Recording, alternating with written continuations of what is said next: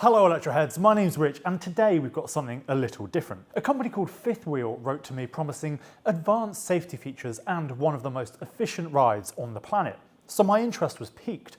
I'm happy to be the guinea pig that puts those claims to the test, but first we need to get it out of the box. So let's crack it open and see what we've got. Okay, here we go. I don't actually usually do unboxings, so this is going to be something new for the channel. I'm going to use my keys because that's usually what people have to hand doing these things. The box looks like it's seen better days, I'm not going to lie, but hopefully that's not a sign of things to come. There we go. Yes, it looks fine on the inside. So this is what I'm presented with. Hopefully you can see that. And we have a scooter, that's a good start. It's got some marks on it. Let's get it out. Oh.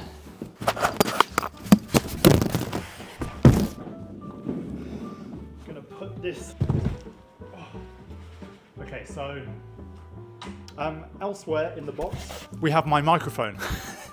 You probably haven't been hearing some of what I just said after I got that out of the box. So we have a scooter that looks like it's been used before, but maybe not because we've got some of this stuff on it here. All looks to be in good condition. I'm going to clip this back on. There we go. Elsewhere in the box, we have a power cable, which has a European power supply. So not going to be the most useful in England. And do we have anything else? Got some polystyrene. So it looks like a fairly simple build. I just need to attach the handlebars to the stem. I think that would be quite boring to watch, so I'm just going to do that and tell you how hard it was.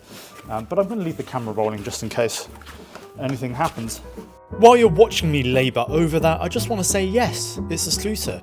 If you're watching Electroheads from the UK and you're upset that we're reviewing a scooter, given their illegal status in the UK, please bear in mind this is a channel for all electric vehicles and it's for people all around the world.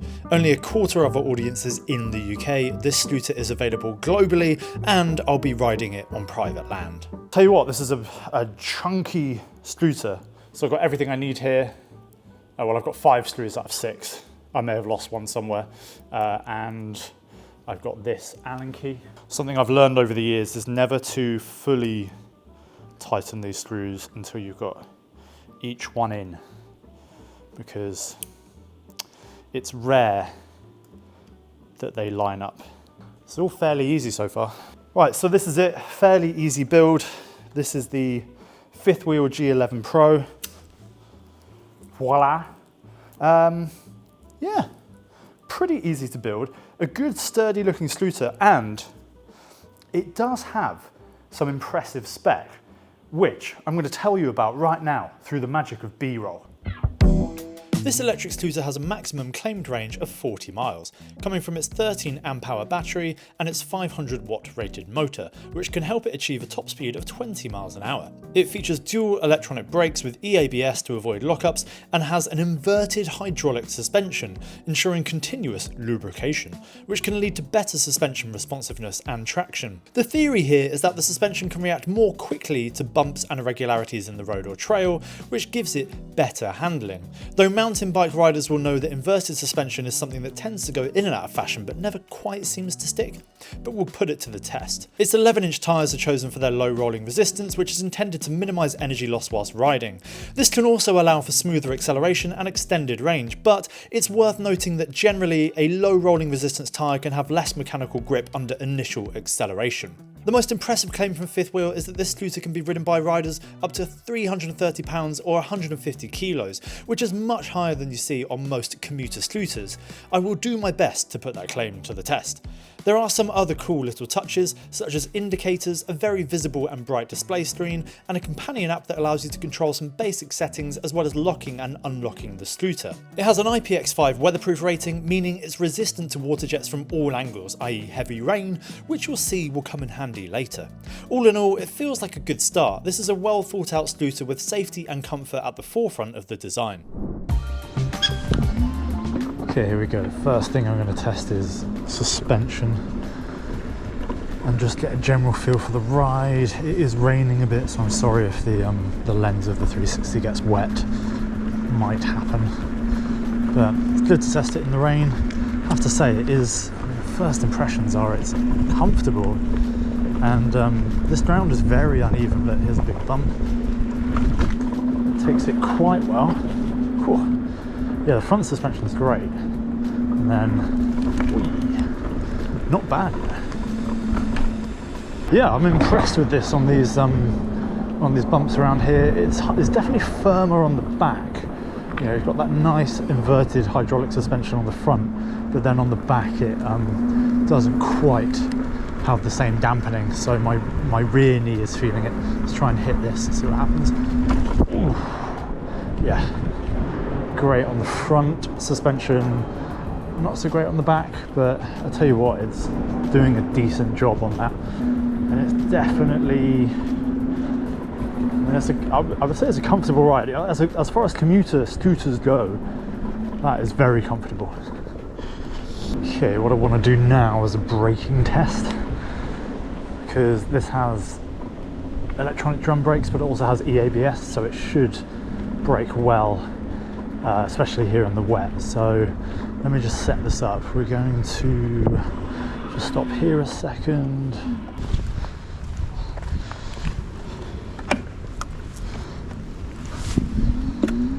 So I'm going to get up to 15 miles an hour, and then I'm going to brake fairly aggressively on the first one, and probably up the intensity of the braking on each one. Here we go. Hopefully you can see the speedo there. So I'm hitting 15, and that's not bad. That is not bad. Let's try it again.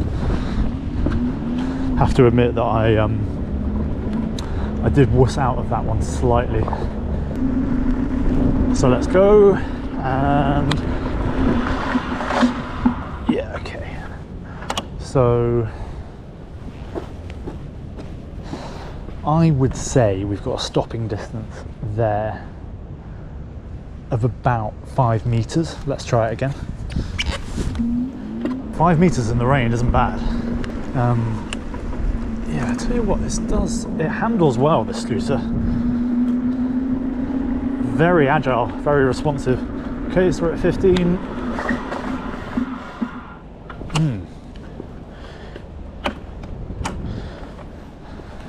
So, the EABS works, and unlike a lot of electronic brakes, that actually braked pretty sharply.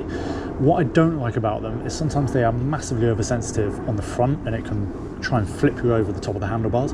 Sometimes they're not sensitive enough, and then you just don't have enough stopping power. But I have to say, on this, plenty of stopping power, so I'm pretty impressed with that.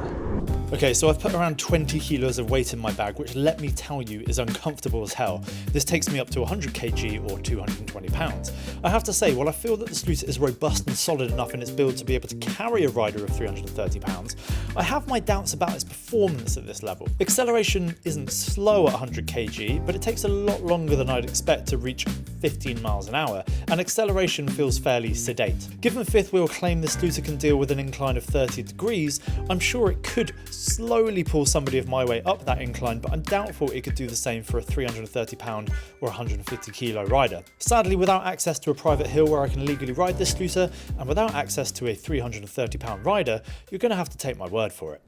Okay, now something I find interesting here is that on these instructions, I don't know if you can see this, it says max speed is 20 miles an hour, but I can only get it to 15, and I wonder if the company has set it to be max 15 miles an hour, because I'm in the UK.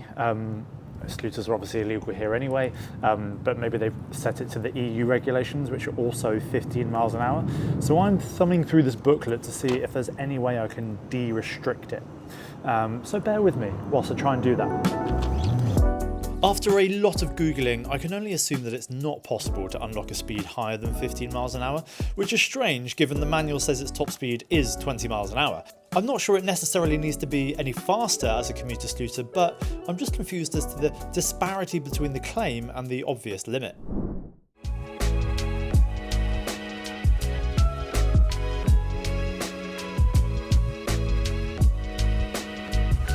Right, Electroheads, I genuinely have to film this conclusion in this pouring thunderstorm because I'm going on holiday tomorrow and it's going to be raining until the end of today. So I hope you appreciate this. For $599, I think this is actually a pretty decent performing scooter, and I think it's good value for money. It's a step up in price from your average entry-level commuter scooter, yes, but it's also a step up in terms of the stopping power, the safety and the comfort that you get for all those things. High performance in a scooter isn't just about speed, and I think that Fifth Wheel have been pretty diligent in making sure that this is a safe, high performance scooter that also is incredibly comfortable to ride. I could gladly ride this every day for commuting. I will say there are some downsides. The straight line acceleration isn't quite what I thought it would be, and I'm still a little bit confused about the 20 mile an hour, 15 mile an hour thing. I can't get it over 15, but I suspect that is a European lock that they've put on it. I think it probably would be quicker in the USA, but I do think there are more pros than cons on this scooter. There is a link in the description of this video for more information. If you've enjoyed this video, then please subscribe to the channel. We've got lots more videos on electric vehicles of all shapes and sizes. But most importantly, have a good dry day, and thank you for watching. And take care. I'll see you for the next one. Bye.